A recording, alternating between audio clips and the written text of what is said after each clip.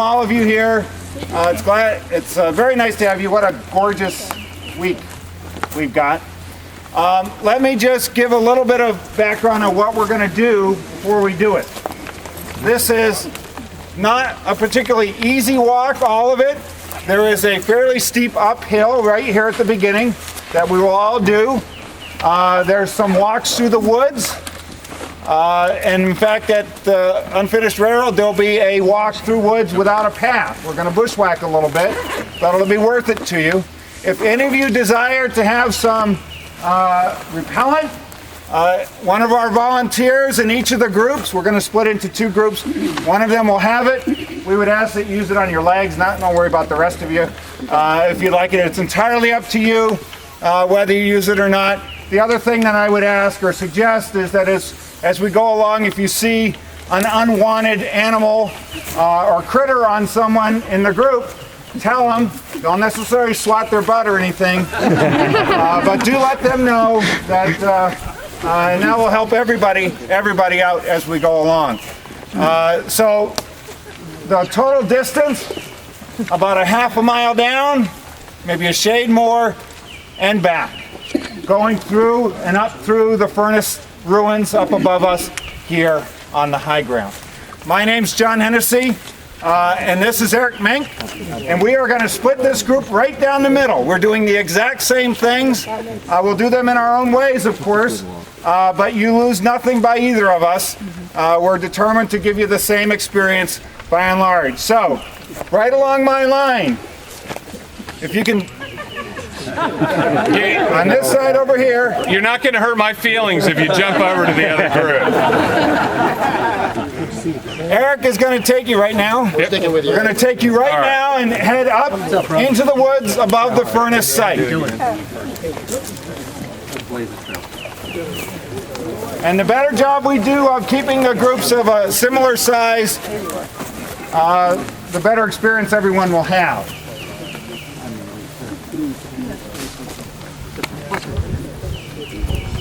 Good to see you again, John. Good to see you. Saw you down at terrible shirt. What was that? No. Terrible shirt. What? Terrible shirt. We have a Flyers fan. No. Did the Flyers fan go with the other group? No. Please go. No. Wait a second. I got a little reprieve here for the shirt, don't I? No? I think everybody here knows that's not what it means. Yeah, but that's why I wore it. Okay, well that may be why you wore it, but it's perception that matters, not intention. Anybody have any questions? We'll let them get a little bit of distance between us before we get started. Yes, ma'am. Catharine Furnace was the name of the mother of the wartime owner and the wife of the original builder of Catharine Furnace. It's Catherine with an A. You'll note. You'll see it misspelled a lot, but it is properly with an A. For those of you going along, since we're all together and all fairly attentive at this point, after this, of course, we have a couple-hour break, and then at 5 o'clock, Frank O'Reilly will be leading a tour at the site of Jackson's flank attack. And then at 8 o'clock tonight, we will gather anew at the site of Jackson's wounding, which is right outside the visitor center at Chancellorsville. For those of you going to that event, bring lawn chairs. We expect such a large crowd that it cannot be a tour. We can't move that number of people around that space. So it will be a sit and listen program as we go along. So can you all hear me okay in the back? Good. All right, we have groups of just about the right size. Now, for me, and I think maybe for you, although I tend to think about these things a little more because I get paid to do it, history gets very interesting to me when ideas kind of come together to form something larger or to reveal something to us, where we can fit pieces that we may know about in kind of abstract ways or even specific ways, but fit them together to paint a bigger picture. This is a fairly obscure place. We're standing at the site of Catharine Furnace. Now, the furnace was not just a stack, the remnants of which you see here, but was rather a sprawling industrial complex, and we're going to walk through part of the furnace complex, both here and up on the heights behind us here. But by objective standards, a pretty obscure place. But it is a place where many of these ideas or people or themes of history collide. There is here, many of you may know that we're standing in the middle of the wilderness. We're not in the wilderness battlefield, but the wilderness was about a 7 by 10 mile area of northern Spotsylvania County that had been severely damaged by a number of things over the years. Now, the traditional interpretation, of course, is that the wilderness was transformed by the logging operations needed to supply the furnaces locally. We're going to talk about that, but there's clearly a profound link between human activity and environment that has a profound impact on the battle here. As we go along today, we're going to talk about the collision or nexus between civilians and soldiers. This is a vivid story about how this event weighed on this land. Not just the Battle of Chancellorsville, but the entire war weighed on this landscape here. Of course, we're going to talk about the thing that most of you are here for, and that is the collision between Union and Confederate armies. Very tiny part of the collision, a very tiny part of the Battle of Chancellorsville took place here, but it's a tiny part wrapped around a very big thing. And so we're going to talk about that as well. But most importantly for our day and for our understanding of the Battle of Chancellorsville is we're going to see today the collision of hope and reality. I'm not talking about Jackson, I'm talking about Joseph Hooker, where his hopes were belied by the reality of what was going on down here. And what that tells us about him, how the human brain works, how armies command or commanders commanded armies, and things of that sort. We're going to go through some unimproved woods that don't have trails. There's an old road trace we're going to follow up above. It's pretty clear, but it is inevitable that you're going to end up off that cleared pathway. You're going to be walking in the woods. You're going to be exposed to bugs and things, as I mentioned. Please keep an eye on yourselves. And farther down, the second to last stop we're going to make, we're actually going to bushwhack into the woods. I think one of the reasons you're all here is to see, or many of you are here, is to see the unfinished railroad, which played such a large part in this part of this drama on May 2nd, 1863. The only way we can see it, actually, because of trees and storms that we've had that have knocked trees down over the end of the unfinished railroad, is to actually go into the woods and walk up to it. So that's what we're going to do. 150 years ago, at this moment, at this place, and mind you that our times are a bit off today, that we are an hour and 11 minutes ahead of the time that was being used on the battlefield in 1863. An hour and 11 minutes. Most of that? Can you explain how you mean yes. Its importance for the daylight, how many hours? Right. If you want to know what time it was in 1863, subtract an hour and 11 minutes from the time that it is right now on your watch, 5 after 2. The 1 hour is for daylight savings time, and then in 1878 there was the adoption of standard time globally, and there was an adjustment of 11 minutes made. Now, Civil War people get really esoteric about that. So, so tonight at our program, in fact, many of the key milestone events over the weekend, tonight, for example, we know Jackson was shot at 9 o'clock. But it's a little confusing to explain that to people. So we're doing a program that will run from 8 till about 9:15 and embody what people perceive to be the time. But in fact, the actual time, in modern time, is about 11 minutes after 10. And we're going to stick around for that for those of you who really want that bit of authenticity. And you would be surprised, I'll tell stories as we go along, how many people prize the ability to be in a place at a moment when something important happened. We did a tour back in 1996 that I will share with you later. in which we expected 50 people, and we ended up having 600, which probably is about what we're going to get tonight, I would guess. All right, we are standing on the lower level of the Catharine Furnace complex. We are standing in the midst of what was, in 1863, a fairly dark and forbidding land, shaped by the hand of man, by and large, through really quite destructive processes that had taken place here for a long time. The wilderness is famous. How many of you have, at some point in your life, aspired to see the wilderness? Many of you have. Anybody, most people have read about the war, have aspired to see the wilderness. And when you saw it, what did you think? Not as bad as it was. Looks like every other wood in the world. And today it does, by and large.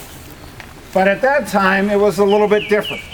And one of the reasons was because of the activity of furnaces and other things that consumed wood. The ground upon which the battle was fought was intersected in every direction by winding rivulets, rugged ravines, and ridges of mineral rock. Many excavations have been made in opening the iron ore beds, leaving pits bordered by ridges of earth. Trees had been felled in a number of places to furnish fuel and supply sawmills. The locality is well described by its name. It was a wilderness in the most forbidding sense of the word. Now, I will say that at the Battle of the Wilderness, the nature of the woods helped to shape the combat. At Chancellorsville, the mere presence of the woods had a greater impact on the combat. Because when you disappeared into these woods on May 2nd, it was hard to see you. And much of it, Jackson's energy on May 2nd, 1863, was devoted to avoiding being seen. And as it turns out, the Yankees would spot the Confederates dominantly at one place, about a half mile up the road near the Maury birthplace, where there was a clearing. And so the Federal Army would eventually learn. Now, the conventional wisdom that furnaces created the wilderness is not true.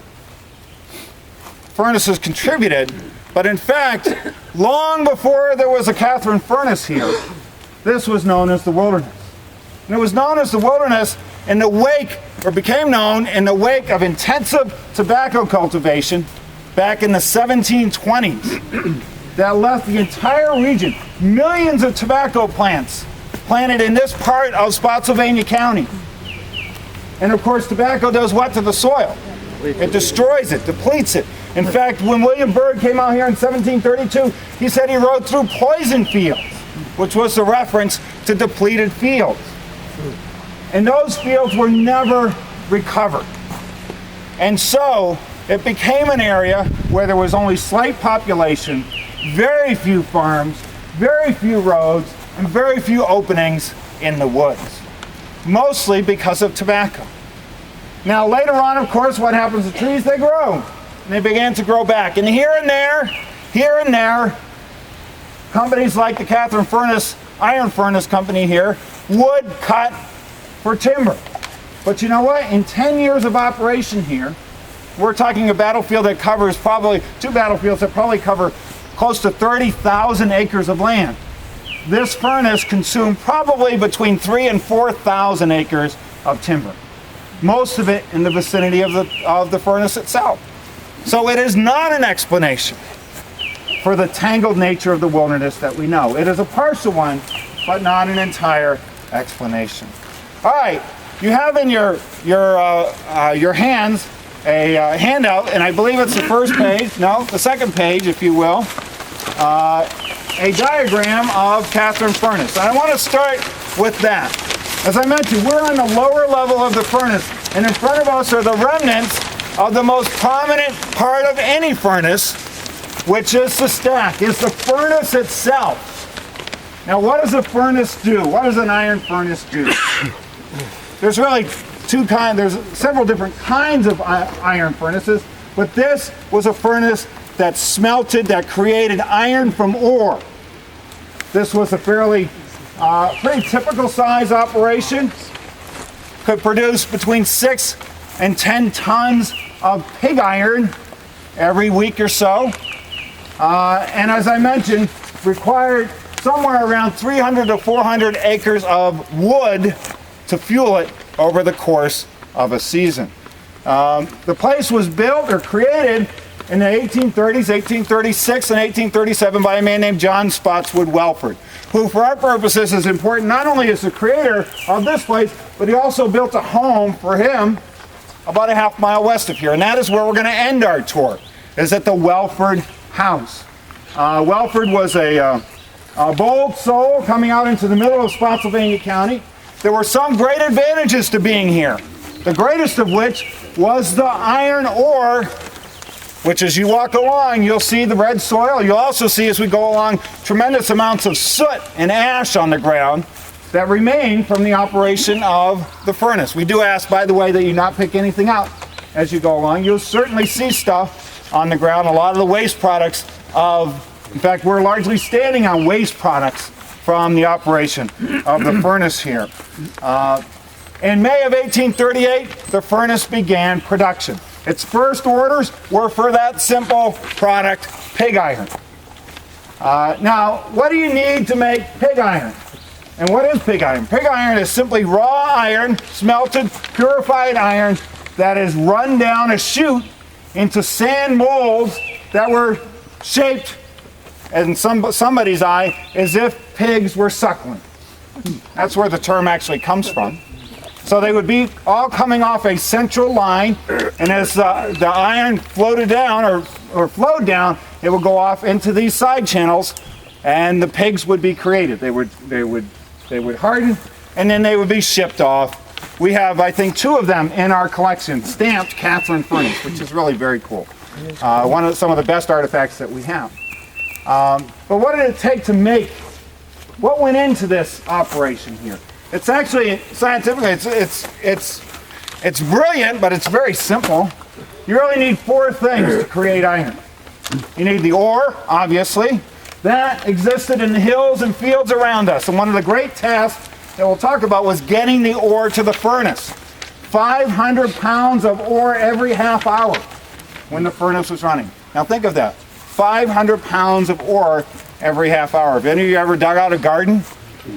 And you know how difficult that is. You probably dug out less than 500 pounds of dirt in doing it. But this was a process that went on endlessly. So you need ore.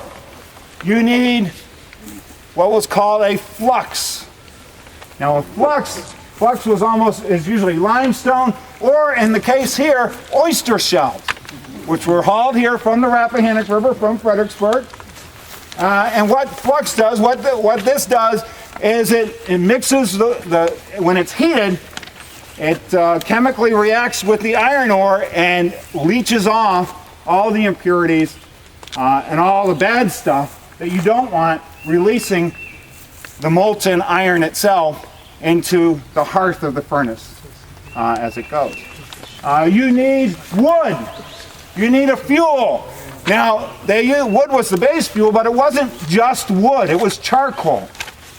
And creating charcoal was an immense job that went into running a furnace like this. And finally, you needed heat. And you created heat not simply by lighting the charcoal and burning it, but by improving the fire with bellows. Not hand bellows, but steam bellows here. This was a steam run with a steam engine, a steam-powered furnace here.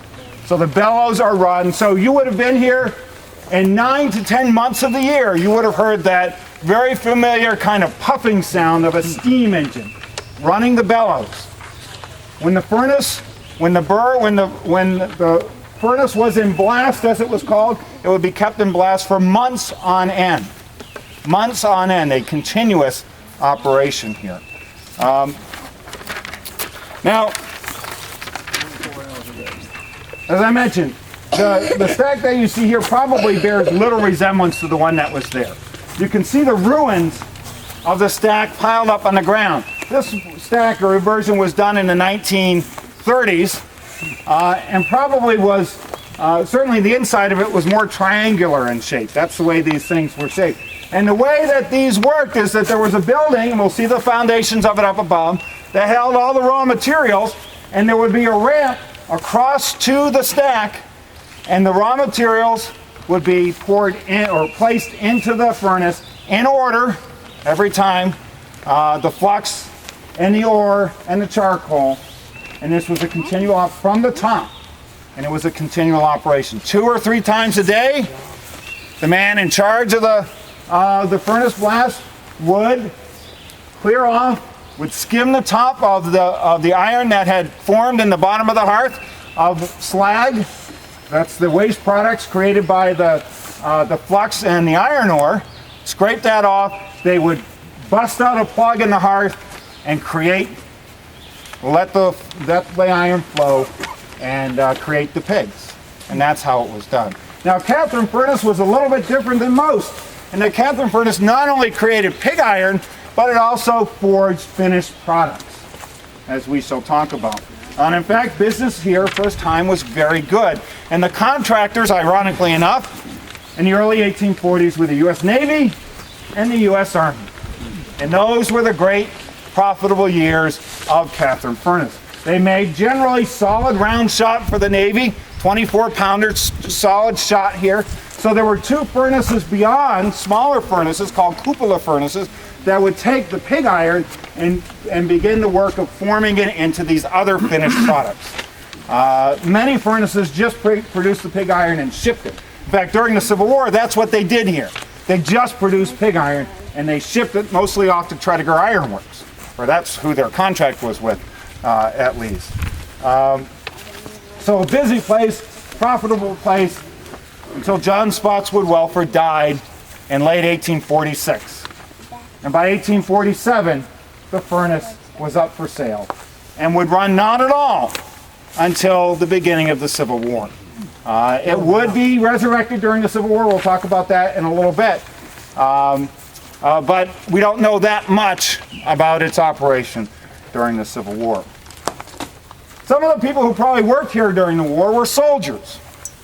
Iron furnaces were incredibly important, of course, to the Confederate war effort. There weren't that many of them. I think there were 27 or so in Virginia at the beginning of the Civil War, small furnaces like this, most of them feeding into Tredegar and Richmond. And so the soldiers, this was a place important enough, one, to exempt most of the men who worked here from the draft, the Confederate draft, and also to have many soldiers, or at least some soldiers, assigned to work here to make the place run. And so the military presence here, the military was present here before Jackson's men arrived. But of course, we wouldn't be here today. Well, we might be here talking about the furnace, and we'd stop now and we'd go home, because we'd be done. But this place is famous because of its association with Thomas Jonathan Jackson on May 2nd, 1863. Just about this time. It's just a little bit after 1 o'clock in 1863, and it was just about this time that the tail end of Jackson's column passed this place, leaving only some wagons still in the road behind us. So while we're doing this today, most of the time we're talking, there will be in our mind's eyes these final wagon elements of Jackson's column passing by. So Jackson's flank march, how many of you were with us last night? A lot of you, but not all of you. Jackson's flank march, probably on a battlefield the single most daring undertaking of the American Civil War. A tremendous risk. Lee here confronting at Chancellorsville a part of the Union Army that numbered in excess of probably 80,000 men. And Lee had somewhere between 40 and 45,000 in his command. And Lee, always aggressive, always looking for a reason or way to get at those people, as he called it. He and Jackson, mostly Lee, in fact, it's one of the very few things that Lee ever asserted ownership of. One of the few decisions, when someone after the war suggested that the flank march at Chancellorsville was Jackson's idea, Lee corrected him and said that it was actually his idea. It's one of the very few times that you see Lee kind of actively own something like this. But he did. And we're going to talk about Jackson tonight at the flank attack event, and I'm not going to get into him too much here, but he was the man that Lee turned to when he needed to create opportunity out of nothing. And on the morning of May 2nd, before the sun came up, Lee had nothing. His headquarters were back at a road intersection about a mile or so off to my left. The Union Army was in powerful earthworks in front of Chancellorsville, with their line extending out the Orange Turnpike. Now, as we will see, Lee worked hard to find a way to get at those people. And he decided early on that he wanted to get at those people, not by going against them at Chancellorsville proper, but by getting around to their flank. Does everybody understand the concept of what a flank is and why it's vulnerable? If you're all, assuming, all face me. Just turn yourself 90 degrees so that you're all facing in this direction. Now, if you're a line of battle or an army, and you're all firing in this direction, and someone comes from down yonder, a line in this direction coming upon you, you have very little opportunity, very little chance that you're going to be able to resist them to any great degree, because you have only a few guns on the flank of your line. You have to turn entirely in order to face an oncoming force. So on battlefields, it was always in someone's mind to get on someone's flank, because I assure you that if men with guns were coming down this road and you're facing this way and only a handful of you can defend ourselves or everybody else, the rest of you here, helpless, are probably not going to stay very long. That's what Jackson and Lee hoped to achieve on May 2nd, to get around the right flank of the Union Army. But the problem was getting here, because the Union Army was aligned along the Orange Turnpike and Orange Plank Road about a mile to my back. They were aligned like this. And Jackson was proposing, or Lee was proposing, that they would march across the front of the army, across the entire front of the army, to get over to the Union right flank. Dangerous, daring, difficult. But the presence of this furnace made it possible, because this furnace required roads to supply it and roads to carry away the product that spilled out of this furnace down here, the furnace stack here. And so over the years, there had been a network of woods roads developed in this part of Spotsylvania County. And it was those woods roads, many of them associated with this furnace, that Jackson would ultimately use. And as Greg Mertz described last night, on the morning of May 2nd, just short of 8 o'clock, Jackson rode through that intersection and met with Lee for the last time. He pointed in this direction down the road, and then he departed. And of course, the two of them would never see each other again. Jackson would be followed by 27,000 of his men. Almost two-thirds of the men Lee had available to him at Chancellorsville. Leaving Lee was just with maybe 13 to 15,000 men to confront 80,000 at Chancellorsville proper. It was by far the greatest risk taken on a battlefield by the Confederate Army during the war. And it probably could only be the product of a partnership between two men with very similar outlooks on risk and the courage to act, though the responsibility be immense. And so that morning, 27,000 men formed in column with 110 cannon started this, what would be Jackson's most famous march. They came down Furnace Road, as it was called, as many of you did to get here today, past the Maury birthplace. When they came to this place, a junction of roads, one of which ran across the top of the heights here that we're going to follow ourselves in just a minute, and the other of which came right along here. They would join down here a little bit. I'll show you exactly where the two roads came together. Jackson bore along this road here, and as he bore, the road bends to the south. Now, the Yankees would be very anxious to find out what Lee and Jackson were doing. And this bend in the road to the south, when the Yankees got wind of it, what do you think they concluded? Retreat. And certainly, if you're Joseph Hooker, what do you hope Lee is doing? Retreating. Retreating. And so that would be the drama of the day. The drama of the day would be the Yankees trying to find out and to disrupt what was going on here. And the question was, would they discover, or would Jackson get to where he intended to go before the Yankees figured it out? There's a great lesson here, a military lesson here, and it's rooted in nature. You want to know where a snake's going, you don't look at its tail, you look at its head. And the head, by the time the Yankees got here, was almost to the Orange Turnpike, Route 3, about 7 or 8 miles from where we're standing now. Now, as the column went along, it was a warm day. By this time, 150 years ago, it was probably well into the low 80s. It was a very windy day. That didn't probably help Jackson's men much. It had rained recently, so there wasn't a lot of dust on the roads. And the wind probably was confined to the top of the trees. The wind was so strong this day that the Union balloons had a very difficult time going up at all. In fact, there was one Union balloon on a 1,000-foot tether that was 50 feet above the ground because the winds were so strong on this day. Wouldn't you have loved to have been in that balloon?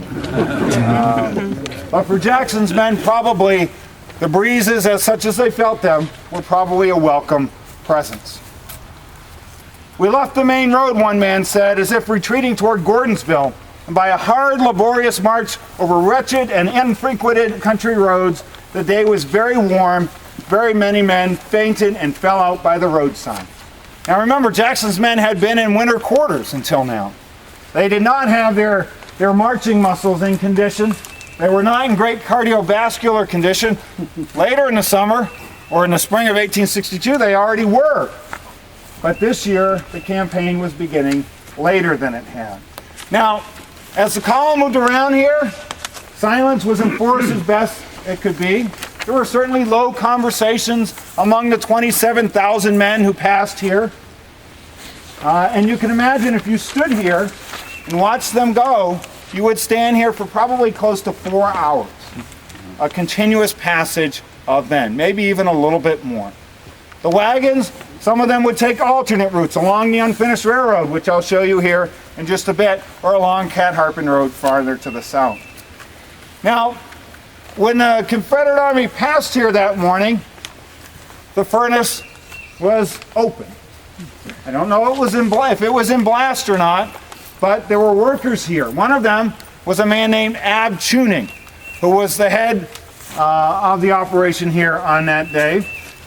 He was head blacksmith here. He was a man, a local family, you know, Tuning Heights at Wilderness, very well-known local family, but a man beset by rheumatism. Had a very difficult time moving. He sometimes, when he had his flare-ups, had to be carried in a chair to where he needed to be. And on this day, he had actually been hoisted up into the top of a building to put a ventilator in one of the buildings. And when the Confederate Army, or when Jackson's men started to pass by here, no one paid much mind because there had been Confederate troops all over this area for a long time.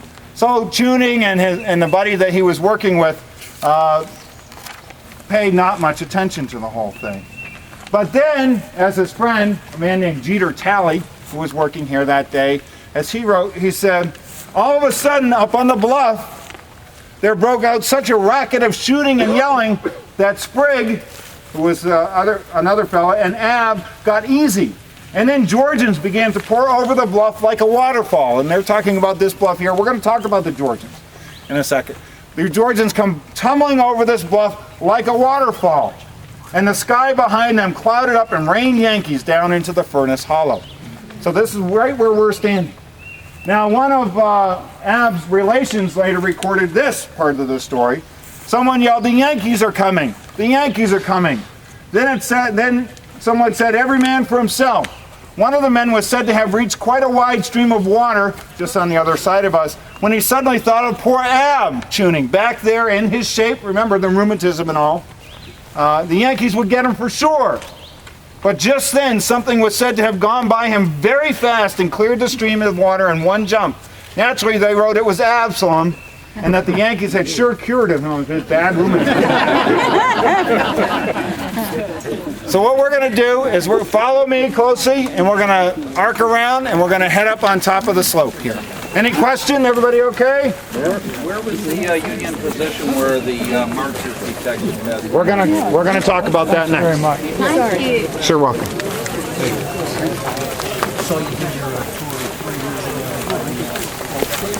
Dissatisfied with all you can. Shot. Because bayonets out. Just a couple weeks before the Battle of Chancellorsville, he issued a special order stipulating exactly how his men would march, with stops every 50 minutes or so, and all of the various requirements of when you stop, you stack your arms, 10 minutes break, back on the road, and so it would go. All right, we are standing now above the furnace stack, which is right over the hill here. Actually, right over the hill, right down here. And for those of you who walked by or are standing here, you can see this immense depression in the ground here. This was the coal house. This was the great storage building that supported the operations of the furnace itself. The ore was stashed here. The charcoal was stashed here. The flux was stashed here, stored here. Excuse me. And then by a platform carried out to the stack and loaded in that way. So it's important for us to remember that all of the roads to the furnace converged up here. This is where things coming into the furnace needed to go. Things going out of the furnace left by the low road down below us. And there were indeed two. Those of you who can see over here, the folks sitting along this log are sitting right on the edge of a road that ran from here all the way north to a place called Hazel Grove. Very important road that we're going to talk a little bit about in just a second. So let me just talk real quickly. This was not just a factory. This was a little village. When the furnace opened, it employed 86 slaves in various tasks. The task being digging ore. If you go back in these woods about 150 yards, you run into these massive holes in the ground. And those are the ore pits. Not the only ore pits, they're all over the place. But those were the closest ones. An immense amount of digging. As far as we know, all done by hand. Probably some blasting as well. Beyond the ore pits were teams working to make charcoal. Now how do you do that? What does that involve? It's a very laborious process. They had a usually team of handful of about 15 men, most of them slaves, who would cut down. Each man was supposed to do 9 cords of wood a week. Any of you make wood piles at home? Yeah. Any of you split your own wood? Yeah. Ever tried to do a cord in a week? No. You wouldn't be able to get up in the morning. These men were required to do 9 cords in a week. And then how do you make charcoal? Well, charcoal is actually made by kind of baking the wood. So it would be piled in the ground or in a small depression in the ground. And then there would be sod and leaves and everything put over top of it. The lower levels would be ignited to the point where they were smoldering. And then the wood would be left from anywhere from 1 to 3 weeks, with the collier responsible for managing the fire and making sure it never flared up. And what does this do? It removes all the impurities from the wood. It removes all the water from the wood. So what you get is an end product that has a tremendous amount of BTUs available. It would take 25 pounds of wood to generate the same heat that a pound of charcoal would generate. And so that is why the charcoal was so prized. And it was the charcoaling that scarred the landscape around Catharine Furnace. We also know up here were other buildings, including a boarding house. It was probably a very integrated community by and large. In fact, the South was far more integrated during slavery than it was after slavery. Once the structures that attended slavery were broken down, It was then that the communities segregated to a great degree physically. Of course, they never integrated any other way. But if you imagine the top of this ridge top clear, and if you imagine at least one major boarding house up here and all sorts of other outbuildings and structures up on top of here, this was a little village, operated dominantly by slaves, although there were some free workers here, white workers here as well, side by side.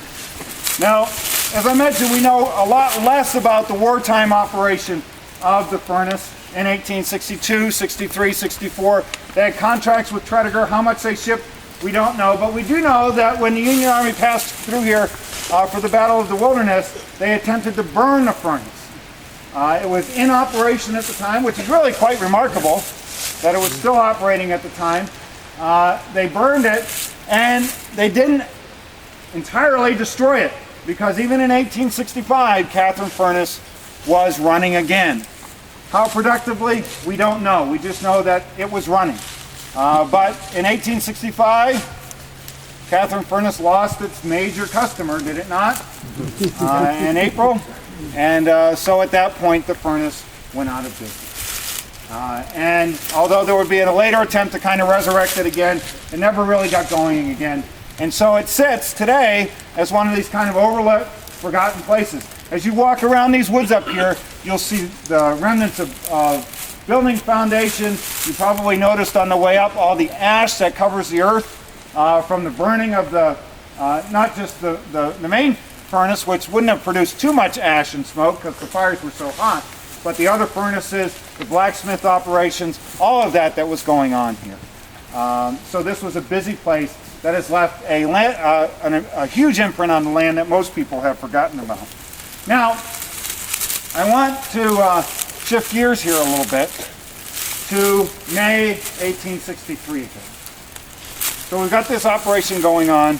We have Jackson's men marching along the road. Now, before we get to Jackson's flank march, I want to point out something that happened here on May 1st that is absolutely essential to understanding what happened at Chancellorsville.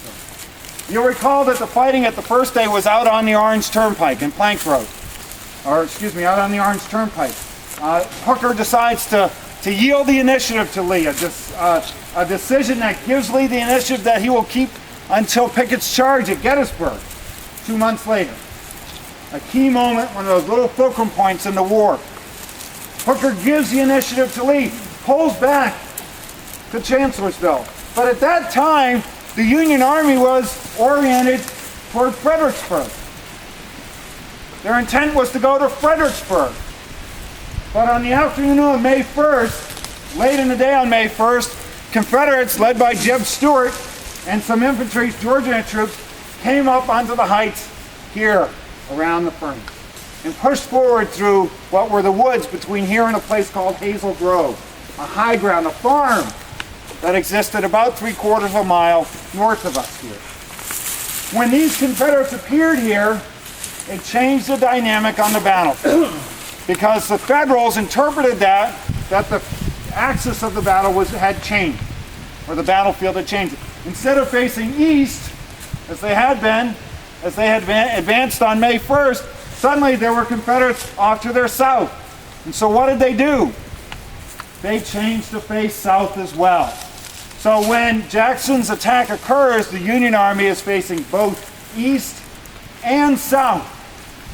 And the Union line is rearranged along the Orange Turnpike and the Orange Plank Road. And so it is that line facing south that Jackson will march around and seek its flank on May 2nd. Also up here on May 2nd, on May 1st, while Stewart is here, a young staff officer, sometimes I run by my wife, who are the best looking historical guys, and she thinks Channing Price is one of them. But a very handsome, very dashing young man named Channing Price, who was one of Jackson's staff officers, very well connected in Richmond. He was up here, and when the Yankees saw the Confederates here, they opened fire from Hazel Grove with some artillery. And one of the shells exploded and struck Channing Price in the back of the leg, right behind his knee. It didn't hit a bone, but it caused damage. But because it didn't hit a bone, he decided he would not yield his place. And so he got back up into the saddle, but only for a few minutes, because he was soon at a loss of blood, or faint from a loss of blood, was carried along this road that we're going to walk back to the Wellford house, where he would die later that day. Now, Jackson's column on May 2nd, moving along from your left to your right, in front of us here. The Union line, the apex of it, if you will, the southernmost point is at Hazel Grove. We've got some maps in your thing. If you want to look at those, the first map in your packet is kind of the general situation, and Hazel Grove is almost in the center of the map. It is the farthest south that the Union line extends on May 2nd, 1863. It's a place managed and commanded by a man named Daniel Sickles. Many of you have heard of Sickles if you've been to Gettysburg. We'll talk about him in just a little bit. So the Confederates march, and the Union troops at the high ground at Hazel Grove see them at the Maury clearing down here about a half mile from us.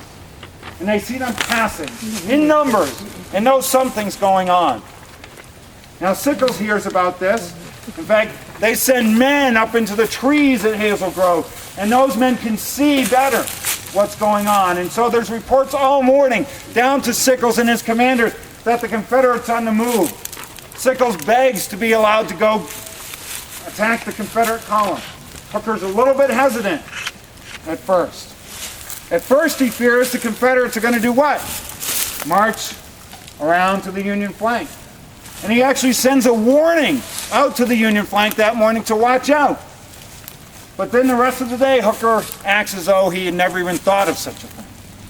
And instead, and this is where hope and reality actually diverge here, but they collide unhappily for Joseph Hooker, because as the day progresses, Hooker concludes that the Confederates he's seeing are retreating.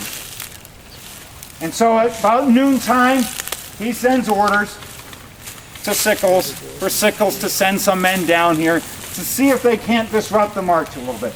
He cautions them, he doesn't want anything big, but of course Sickles is not a sort of guy to do anything that isn't big. And he does. One man said of Sickles, one of his biographers said of him, Sickles, by the way, was the man who, just before the war, killed his wife's lover in Lafayette Park in Washington, D.C. He was a congressman at the time, and he hired Edwin Stanton and got off on an insanity defense, the first successful use of an insanity defense. His biographer wrote of him, he was always in some sort of crisis, be it financial, legislative, sexual, or homicidal. One of his men wrote of Dan Sickles, he said, before the war he killed a man who seduced his wife. A person who has the nerve to do that might be expected to show good qualities as a general where daredeviltry is concerned. And in fact, Hooker, although unschooled, was in fact one of the more aggressive souls in the Army of the Potomac. Jackson, of course, think of how difficult it is to command an organization. Many of you manage organizations, yes, I'm sure. And most of the time you're worrying about what your people are going to do and how you can do it better, right? Probably 80% of your energy. Those of you who are in competitive businesses, you spend some time worrying about what the other guy's going to do, right? But rarely do any of us have to deal with a circumstance where the other guy is actively attempting to deceive and destroy your ability to manage your organization. Army commanders face that every minute of every day.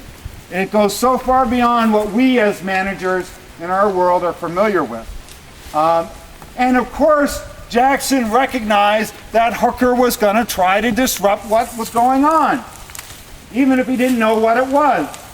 And so one of the first things that Jackson did was he ordered some troops, a regiment of Georgians from northwest Georgia, commanded by a man named Emory Best, the 23rd Georgia Infantry, up onto these heights to watch along this road which we're going to walk in just a second, wound through these woods and led directly to Hazel Grove. This road is the key feature that we're talking about on this afternoon. The 23rd Georgia pushes about a half mile north of here. In fact, Frank O'Reilly and Greg Mertz were out the other day and found a set of earthworks that we had never seen before that they believe were actually built by the 23rd Georgia on this afternoon. And so they're the buffer. They're supposed to prevent anything bad happening so long as Jackson's column is passing this point. So the 23rd Georgia goes up, gets to within, some of their officers actually get to within sight of Hazel Grove. Stewart goes up there with them. And as Stewart is watching, he watches a Union regiment in green uniforms fan out into skirmish formation. That's a loose formation intended to precede a main battle line. And those Union troops start south. Here they come, Major, he said. And Stewart would ride off, and the Georgians had what they understood to be their job. And that is to parry these Yankees coming south from Hazel Grove. Now, Emory Best was a lawyer. In fact, for those of you who want to know why the South lost the Civil War, I did a calculation, actually Bob Crick and I, many years ago. I took the Union Army, he did the Confederate Army, and the Confederate Army in 1864 had more lawyers than the Union Army. And Emory Best was one of them. But Best had been elected to his position in 1862, had not performed particularly well, but he was only 23 years old. Now, I wasn't doing anything pretty serious at 23 years old, but here he is responsible for about 450 men, responsible for the flank of Jackson's column as it's moving. As the Yankees move out, Best's men begin to fall back. That was kind of the plan. They're going to fall back to a point, in fact, Best himself comes to the buildings here on top of the Furnace Ridge here.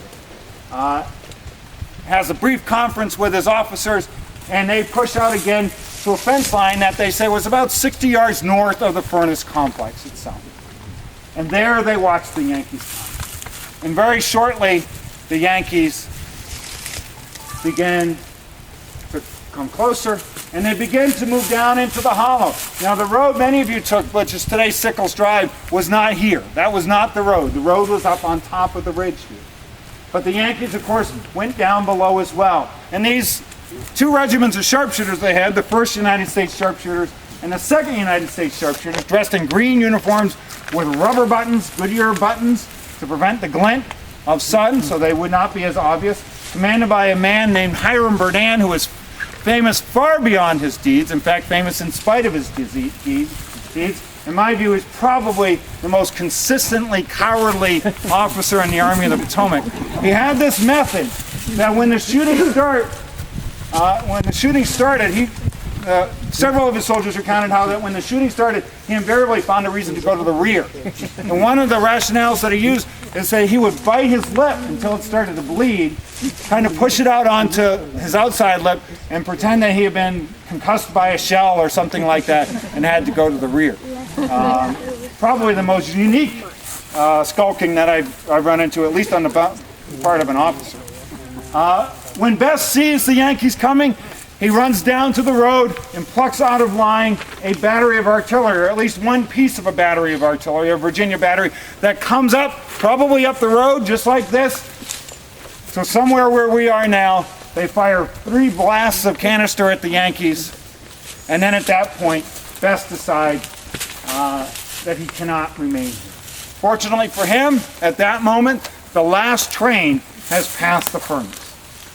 And so as the last train makes a small dust cloud heading up the road, most of Emory Best's men begin to fall back along this road, fighting their way back across this plateau. Now, Best orders 45 men of his regiment to stay here and make a stand here and delay the Yankees longer.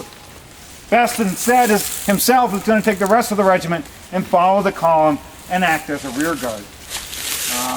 Those 45 men take refuge, maybe up here in the coal house here, maybe down on the lower level. But one of the Yankees who was here wrote, he said, "Our line wheeled to the right This is one of those regiments coming down the ridge here. And we advanced firing on a rebel wagon train we could see making its way to the south and west. We received a lively fire as we advanced from a spot near a large building. We got the bugle call charge, and we made a quick run for the building and came down on a regiment covered in a large pit where the rebels mined iron, and the building was a foundry where they cast shot and shell for their artillery. Now the nearest pits are probably 150, 200 yards to the north. It probably wasn't an iron pit. It might have been the pit that surrounded this building here, as a matter of fact. In the pit we found the 23rd Georgia Regiment, actually 45 men of it, who were glad to surrender, and we corralled the regiment into column and sent them to the rear. Later, Sickles arrives and urges a more vigorous pursuit of these Confederates, hoping to bust up the tail of Jackson's column, disrupt their retreat from this part of the battlefield. But the Confederates who were here, of course, knew that Jackson was not retreating, and a few of them, in their anger at being captured, could not contain their ebullience at what they knew was transpiring. One of the Union soldiers here said, "We came up with a reconnoitering party that had captured the 23rd Georgia. We had heard that Lee was retreating and supposed that this unfortunate regiment had been sacrificed to give the main body a chance to escape. But while we were commiserating with the poor fellows, one of them defiantly said, 'You may think you have done a big thing just now, but wait till Jackson gets round to your right.'" And so it would be. We're going to follow along. Let me lead the way here so we can go the right way.